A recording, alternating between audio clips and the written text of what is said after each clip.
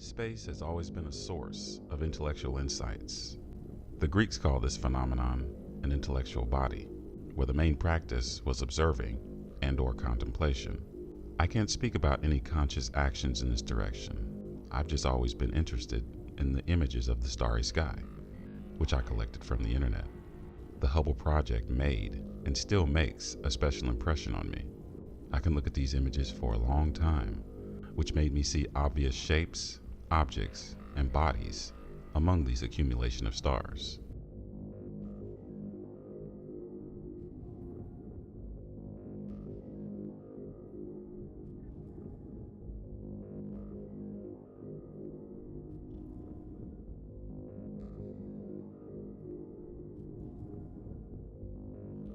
An element in our comprehension of the cosmos is an understanding of eternity. It is a sense of eternity as a cosmic environment. A work of art is, in the same way, eternity in the comprehension of meanings. Only then does a work of art go down in history.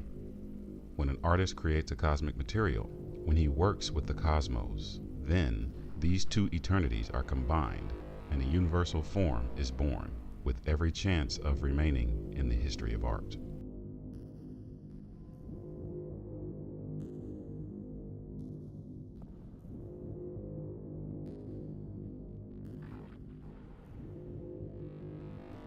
This act of conscious is of a phenomenological nature, as all I do is fix a given, discovering a pattern or a law, which reveals itself as a shape.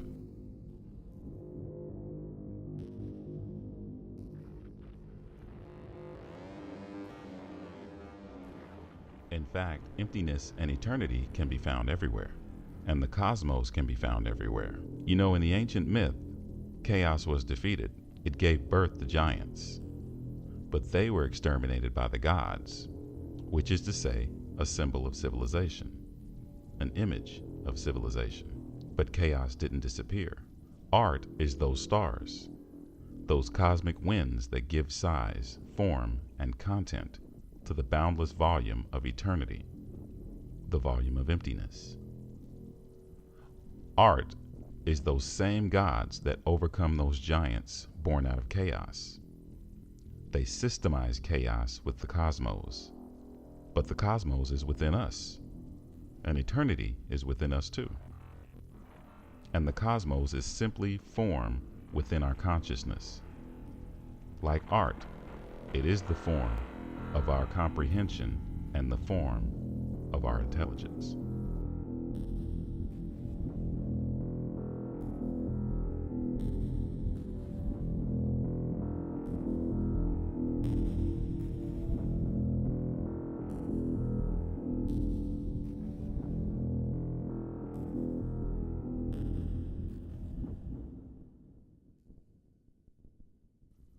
Fire literally permeates these works. It is both Heraclitus's fire of worlds, which burn in the all-pervading first element, the fire which generates the new and which does not see any barriers. It is the fire which gives the world visible and gives it a shape. And of course, it is the energy in the cooling of which we see our world of things, our material world.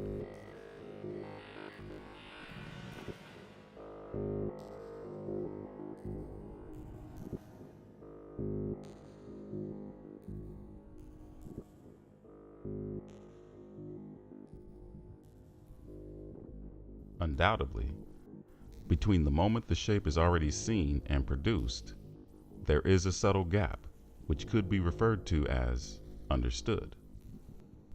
It is in this gap that never-ending acts of generating senses exists.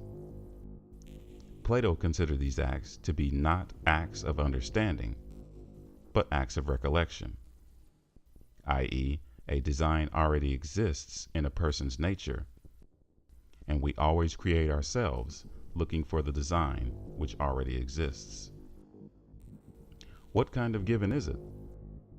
For example, circular motion as the core motion harmony or rotation as generation of shape, or proportion as the ratio of one value to the other, and all the Pythagoreanism with music and mathematics at the base.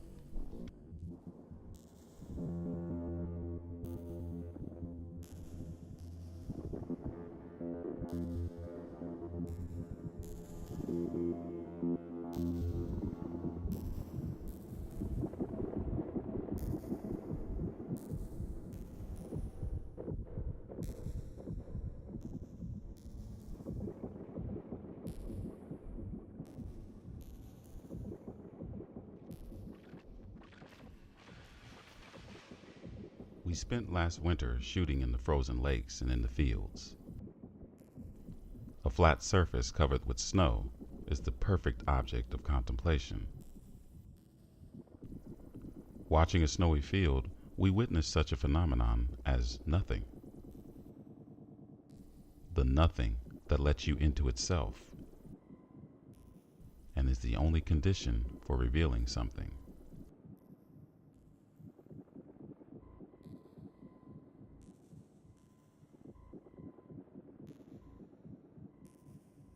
Valentin Korzov works with very complex material. That material is eternity. Eternity is a very important component of an artistic work, an intrinsic part of it. Any type or reference to eternity, any type of investment of eternity into any form, whether it be intellectual or physical, is doomed to meaningless, doomed to absurdity. In order to prevent a work from becoming absurd, its form has to be created in such a way as to provide it with an endless quantity of interpretations. That is only possible with simplification. Only then can simplicity become the dominant form. Only then can it be read. A systematic approach, generalization, always provides the scale for maneuver that the viewer needs. There are many viewers and many varied points of view, many different forms of understanding. And in order to unite all this, you need abstraction and a little absurdity. It's only then that it all comes together into a unified form of understanding. It's only then that you will have a multitude of paths to the understanding of form. If this is absent, the limitation will sooner or later exhaust itself. Then, a finiteness of the form and the supersaturation of the material will come. In short, this is the very worst thing that can happen to an artist.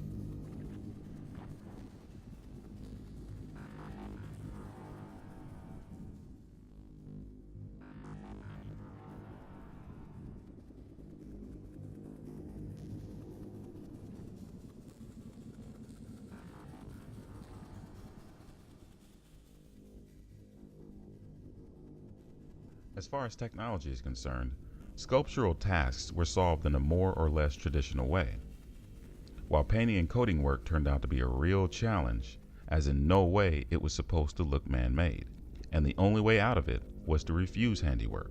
We have found a technology based on a chemical reaction which helped us get the right effect. At the same time, the objects have acquired a sophisticated or intricate color and a light effect.